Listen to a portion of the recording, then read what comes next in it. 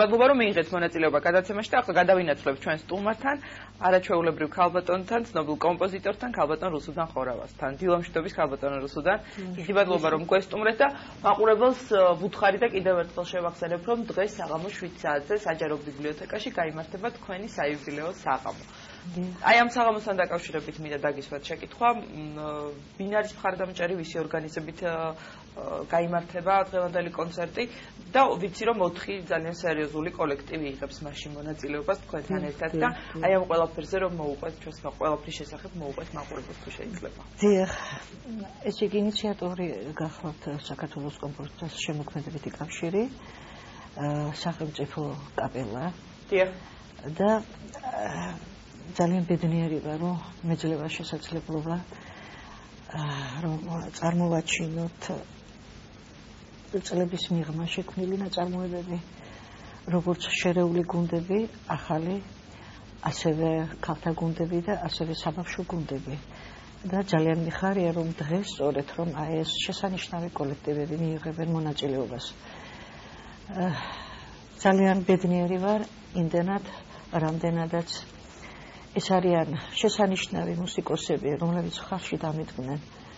თუნდაც 2000 წლის 4 ივლისს, როდესაც სახელმწიფო საგუნდო კაპელა ესტუმრა ჩემს მშობლიურ ქალაქ ფოთს, სადაც შესანიშნავი დიდი მუსიკოსის, დიდი მამულიშვილის ხარდაჭერით საქართველოს სახელმწიფო კაპელის თითოეული წევრის თანადგომით შედგა ჩემი რიგით მეორე კონცერტი ქალაქ ფოთში.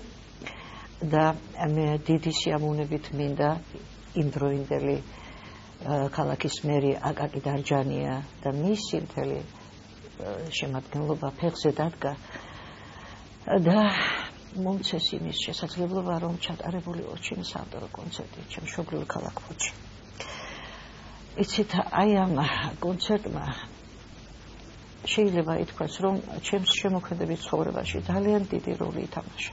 ეს იყო 2004 წელს. დიახ, ეს იყო 2004 წელს და გარდატეხა მოხდა ჩემს სულში და დაისვა საკითხი იმის შესახებ, დავსვი საკითხი იმის შესახებ, რომ მე აუცილებლად უნდა გამეგრძელებია მუშაობა საგუნდო ჟანრში და მე მართლაც დღემდე ნაყოფიერად ვიმუშავე. სწორედ საგუნდო ჟანრში. თუმცა ყველა ჟანრში მუშაობ. კი, თითქმის ყველა ჟანრში, იგივე საფორტეპიანო და კამერულ მიენიჭეთ უპირატესობა სწორედ საგუნდო ჟანრს. იცით რა, ეს საოცარი ჟანრია. საოცარი ჟანრი და ეს არის ჩემი გენეტიკის ტკივილი. იმიტომ რომ ჩემი ორთავე ბაბუა როგორც დედის მხრიდან, ასევე მამის მხრიდან ორთავე მომღერლები იყვნენ. ერთი ბაბუა მღეროდა გუნჩი, რემაშელეგიას გუნჩი, კლიმაჭულის არაჩვეულებრივი შესრულებელი გახლდათ. ფოტოებიც არსებობს, აბსოლუტურად ყველაფერი ეს დაფიქსირებული მაქვს. მეორე ბაბუაც მომღერალი გახლდათ და პირველი იმპერიალისტური ომის დროს ტყვეთა ბანაკში ტრიო ჩამოყალიბა და ერთ-ერთმა პროფესორმა ეს ჩანაწერი პირველი იმპერიალისტური ომის დროს არსებობს ეს ჩანაწერი და მე ამას საზეიმოდ აუცილებლად გადმოვცემენ და მივიღებ ამ დისკს. ესე ძალიან მნიშვნელოვანია. ყველაზე მნიშვნელოვანი ჩემი მამა გახლდათ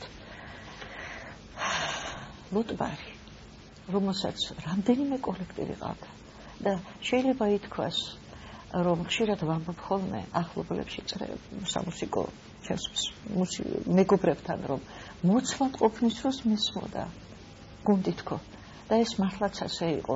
სულ გუნდის გარემოცვაში გავისართ და ეს იყო საოცრება. ეს იყო ისეთი მაღალი ესთეტიკა, ისეთი საოცრება და ისეთ რა ხდება აი ამ საოცარი სილაღის შვენიერების რაც ვიგრძენი ბავშვობიდან.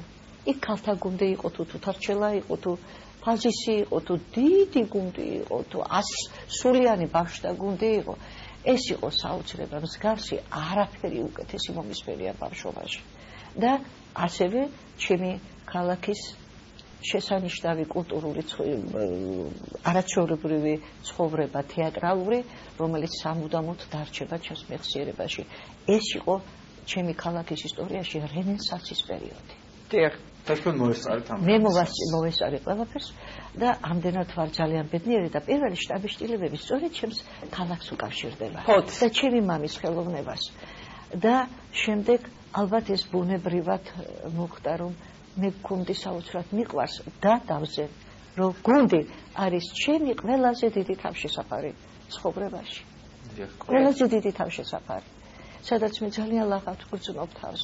და ნაწარმოებები ქალტონოსთან რომელიც შეირჩა აი ამ კონცერტისთვის როგორ მოხდა თქვათ აი რა კრიტერიუმი? მე მინდა აი სარგებლობ შემთხვევით და ძალიან დიდი მადლიერება გამოვხატო საკუთო კაპელის მიმართ.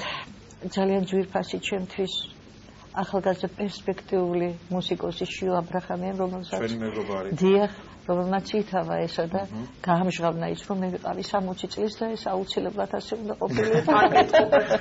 მე გინდა ეს ასაკი გაპარულიყო ჩუმად ნელა მაგრამ არ გამოვიდა. ახლა თუ გიყურებს მოვიკითხე. რა საკვირველია და მე ძალიან მადლობელი ვარ.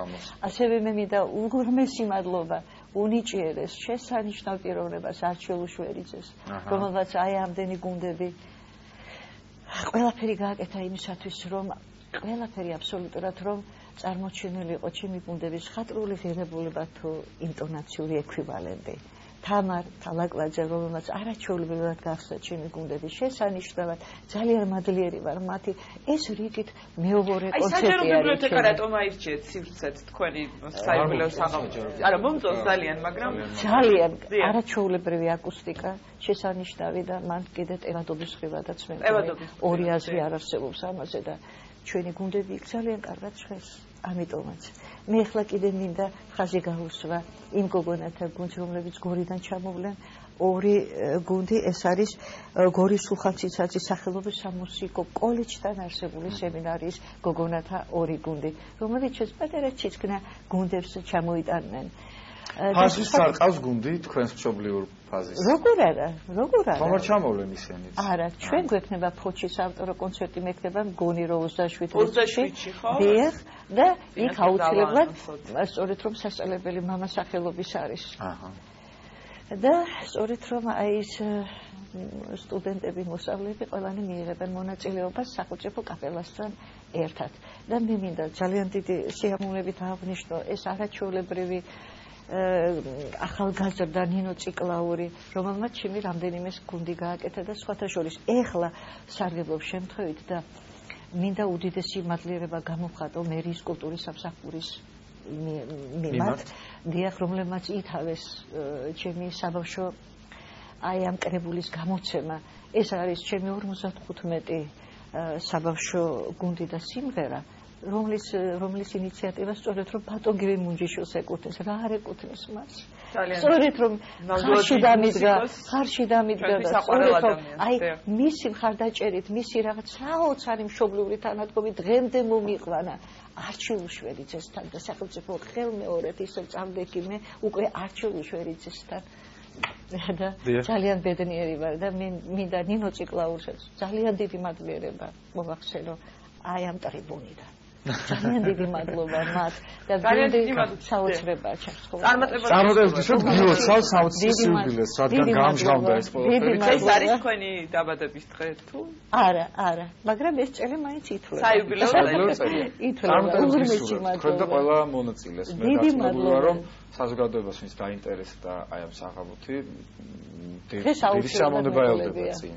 არა? მადლობა, ნახოთ. შემდეგ უკვე ოლდაშუჩი ფოთში გაიმართება. შემდეგ ფოთში გაიმართება, დიახ, ფოთში გაიმართება და მე ვფიქრობ, რომ მე მგონი ყველაფერი მოვა. შევახსენოთ მაყურებელს, რომ დღეს საღამო 7 საათზე საჯარო ბიბლიოთეკაში კომპოზიტორ რუსუდან ხორავას საიუბილეო საღამო გაიმართება და ვისაც სურვილი გაქვთ, შეგიძლიათ დაესწროთ.